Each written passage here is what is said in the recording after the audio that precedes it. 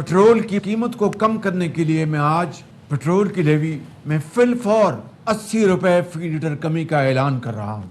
Petrol की कीमत जो कि 458 रुपए फी लीटर है उसे कम करके 378 रुपए फी लीटर पेट्रोल पंप पर आपको पेट्रोल मुहैया होगा।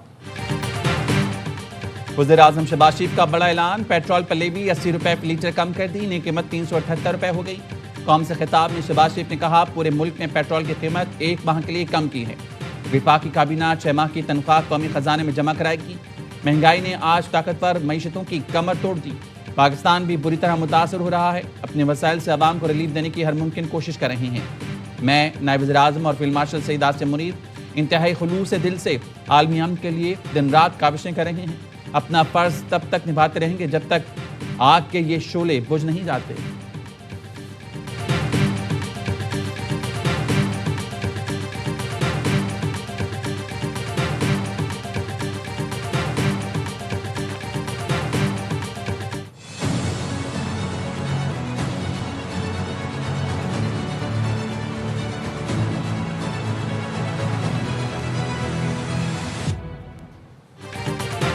पाकिस्तान का मुत्तहिदा अरब इमारात का कर्ज वापस करने का फैसला, रबा माह के आखिर में $2 अरब वापस किए जाएंगे।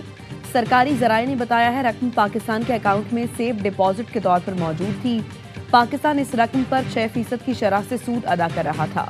यूएई रकम सालाना बुनियाद पर रोल ओवर करता रहा। दिसंबर 2025 में रोल ओवर की मुद्दत कम की गई। पहले 1 माह और फिर 2 माह के लिए रकम रोल ओवर की गई। बैनुल अक़वामी सूरत हाल के पेश नज़र यूएई ने रकम की फौरी वापसी का मुतालबा किया था।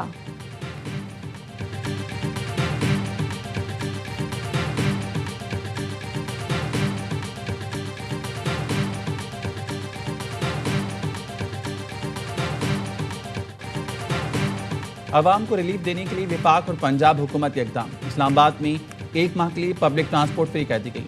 वज़ीर दाखिला मोहसिन नकवी कहते हैं आज से इस्लामाबाद में मुसाफिर मुफ्त सफ़र कर सकेंगे। वज़ीर आला पंजाब का भी पब्लिक ट्रांसपोर्ट पर सफ़र मुफ्त करने का ऐलान। ऑरेंज लाइन मेट्रो बस, स्पीडो और ग्रीन इलेक्ट्रो बस में किराया नहीं लिया जाएगा। रजिस्टर्ड मोटरसाइकिल सवारों को 20 लीटर पेट्रोल पर 100 रुपये फी लीटर सब्सिडी मिलेगी। मरियम नवाज का कहना है आज से मोटरसाइकिल मालिकान को रिलीफ मिलेगा। रियायत के लिए 1000 पर कॉल करके राब्ता करें।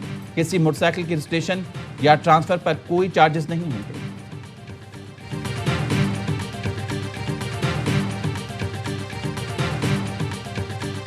मोटरसाइकिल वाले को 1 महीने के लिए 2000 रुपए दिए जाएंगे। एक्साइज डिपार्टमेंट ने एक एप्लीकेशन तैयार कर ली है। आज से लेके ट्रांसफर मुफ्त कर रहे हैं मोटरसाइकिल्स का कि अपने असली ओनर के नाम पे आ जाए, नहीं तो उसकी कुछ फी होती है वो हम माफ कर रहे हैं। सिंध हुकूमत का भी आवाम को रिलीफ देने का ऐलान। वज़ीर आला सिंध मुराद अली शाह कहते हैं 15 से 20 अप्रैल के दौरान हर मोटरसाइकिल सवार को सब्सिडी कीमत में 2000 रुपए दिए जाएंगे। ऐप में शनाख्ती कार्ड नंबर डालने पर रजिस्टर्ड मोटरसाइकिल को रकम मिलेगी। मोटरसाइकिल ट्रांसफर मुफ्त कर रही हैं। जिसने अपने नाम पर मोटरसाइकिल नहीं कराई वो उसे अपने नाम पर करा ले।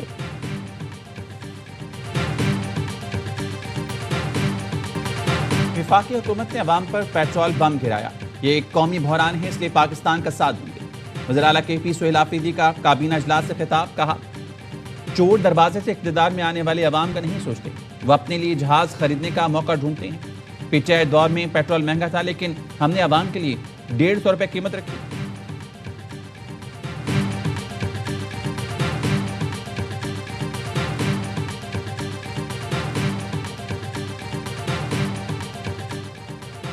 वज़ीर-ए-आज़म ने पाकिस्तान रेलवेज को 30 जून तक किराए बढ़ाने से रोक दिया। टोल प्लाजा फीस में होने वाला सेमाही इजाफा मुअत्तल। हवाई जहाज के किराए में इजाफे का इम्कान। जेट फ्यूल की कीमत में 40 रुपए फी लीटर का इजाफा कर दिया गया। नई कीमत 517 रुपए 17 पैसे फी लीटर की रिकॉर्ड सतह पर पहुंच गई। कीमत बढ़ने से डोमेस्टिक और इंटरनेशनल फ्लाइट्स के किरायों में इजाफे का इम्कान।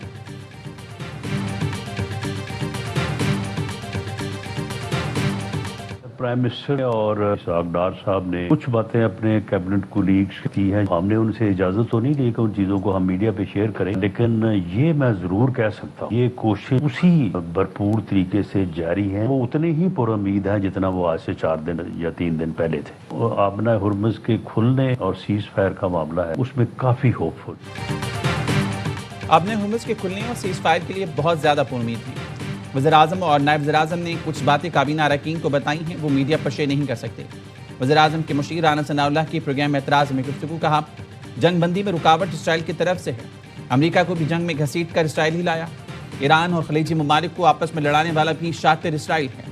رانا ثناء اللہ نے کہا دنیا بھر میں پیٹرولیم مصنوعات کی قیمتوں میں اضافے سے پاکستان نہیں دنیا بھر میں مہنگائی ہو رہی ہے، کیا دنیا بھر میں مہنگائی کے ذمہ دار پاکستان ہے؟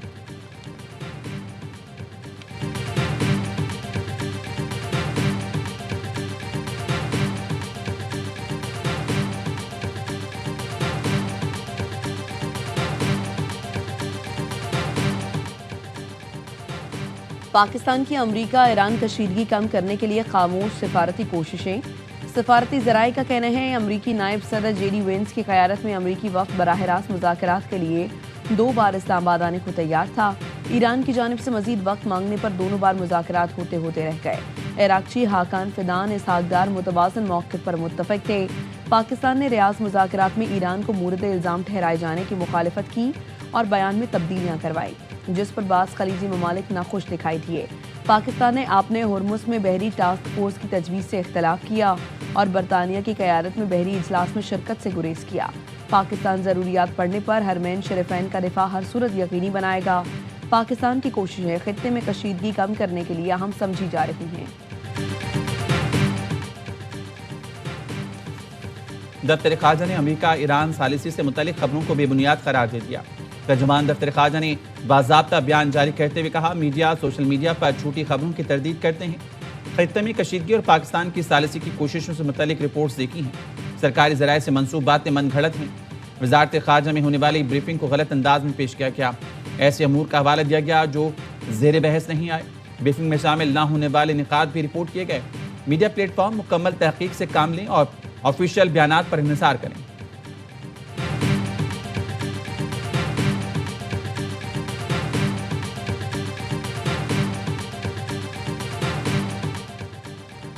نائب وزیر اعظم اسحاق ڈار کی سعودی وزیر خارجہ شہزادہ فیصل بن فرحان سے ٹیلی فونک گفتگو۔ خلیج اور مشرق وسطیٰ میں امن کے لیے پاک چین 5 نکاتی اقدام پر بھی بات چیت۔ کشیدگی میں کمی اور مذاکرات کی ضرورت پر زور۔ دونوں رہنماؤں کا خطے کی موجودہ صورتحال پر رابطے میں رہنے پر اتفاق۔ پاکستان اور سعودی عرب کے برادرانہ تعلقات کو مزید مضبوط بنانے کے عزم کا اعادہ۔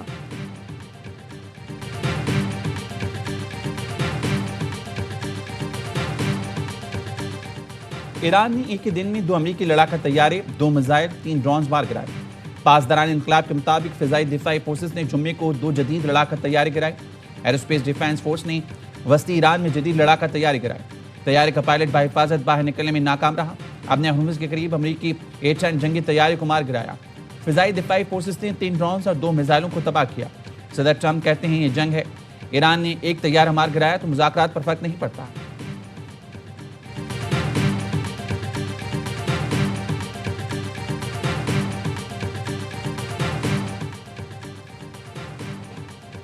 جب میں امریکی عوام سے مخاطب تھا اس دوران ہمارے رہنما پر حملہ ہوا۔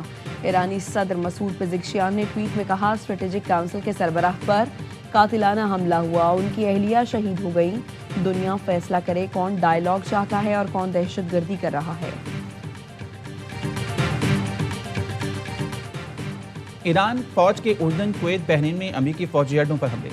ایرانی فوج کے مطابق اردن میں امریکی فوج کے گودام پر ڈرون حملے کیے گئے۔ کویت میں موجود امریکی بٹالین کو ڈرون سے نشانہ بنایا گیا۔ بحرین میں امریکی فوج کی مدد کرنے والی المونیم فیکٹری کو نشانہ بنایا۔ بحرین میں المونیم فیکٹری امریکی فوج کو سامان فراہم کرتی ہے۔ ایران میں شہری بنیادی ڈھانچے پر حملوں کے جواب میں کارروائی کی گئی۔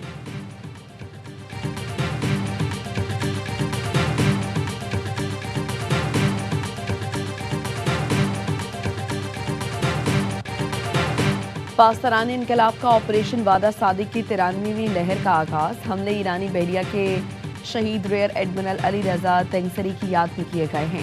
اسرائیلی سپورٹ سینٹرز کو نشانہ بنایا گیا۔ شمالی اور وسطی مقبوضہ علاقوں میں اسرائیلی جنگی امدادی مراکز پر حملے کیے۔ مغربی گلیلی، حیفا، کفرکنہ اور کرائیویٹ پر گائیڈڈ میزائل داغے۔ گائیڈڈ میزائلوں کے ذریعے اہداف کو درستگی سے نشانہ بنایا گیا۔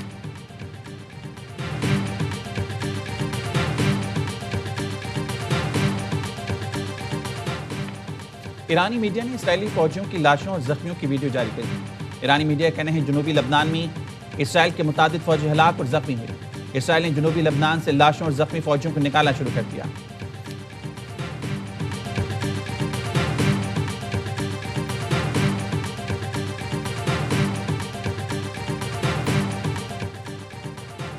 وائٹ ہاؤس کا ایران جنگ کے لیے دفاعی اخراجات میں بھاری اضافے کا مطالبہ۔ CNN رپورٹ میں کہا گیا ہے وائٹ ہاؤس کو بجٹ میں دفاع کے لیے 1.5 کروڑ ڈالرز ملنے کی توقع ہے۔ ٹرمپ انتظامیہ دفاعی اخراجات میں 40% سے زائد تک کا اضافہ کر رہی ہے۔ گولڈن ڈوم میزائل ڈیفنس سسٹم کی تعمیر جنگی مقاصد میں شامل ہے۔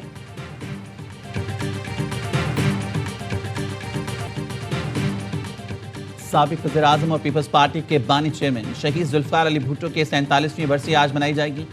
قائد عوام ذوالفقار علی بھٹو نے ملک کو متفقہ آئین دیا، بھارت سے شملہ معاہدہ کر کے پائیدار امن کی بنیاد رکھی اور جنگی قیدیوں کو بھارت سے چھڑایا۔ سندھ حکومت نے ذوالفقار علی بھٹو کی برسی پر صوبے میں آج عام تعطیل کا اعلان کیا ہے۔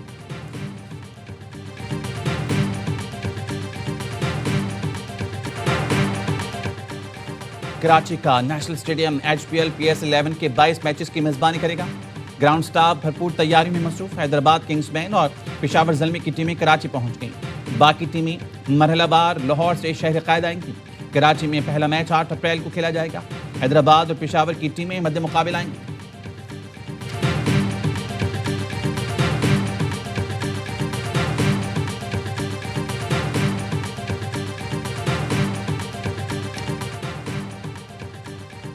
ہانگ کانگ میں پاکستانی اسکواش کھلاڑی نے دھوم مچا دی۔ Asim Khan world squash championship Asian qualifying کے فائنل میں پہنچ گئے۔ ٹاپ 4 مقابلے میں میزبان ہانگ کانگ حریف کو 3-2 سے ڈھیر کیا۔ فائنل میں عاصم کا ٹاکرا آج ملیشین کھلاڑی سے ہوگا۔